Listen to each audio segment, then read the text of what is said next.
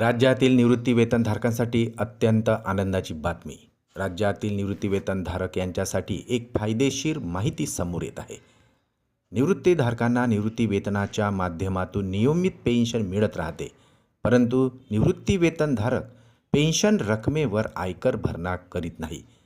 त्यामुळे ज्येष्ठ नागरिक असल्याचा दावा करून रिटर्न भरण्यापासून सूट मिळविण्याचा प्रयत्न करीत असतात. मात्र हाच दावा आता पेन्शनधारकांसाठी चुकीचा ठरणार आहे, ज्यामुळे निवृत्तीवेतनधारकांना आर्थिक लाभ मिळत नाही. IT रिटर्नचा भरणा करणाऱ्या निवृत्तीवेतनधारकांचा अपघाती मृत्यू झालास तर त्याचा फायदा कुटुंबियांना मिळत असतो.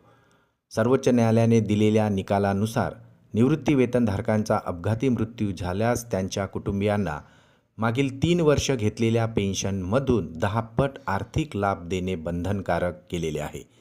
यामुळे सदर पेन्शनधारकांनी मागील 3 वर्षामध्ये IT रिटर्नचा भरणा केले असणे आता आवश्यक असणार आहे.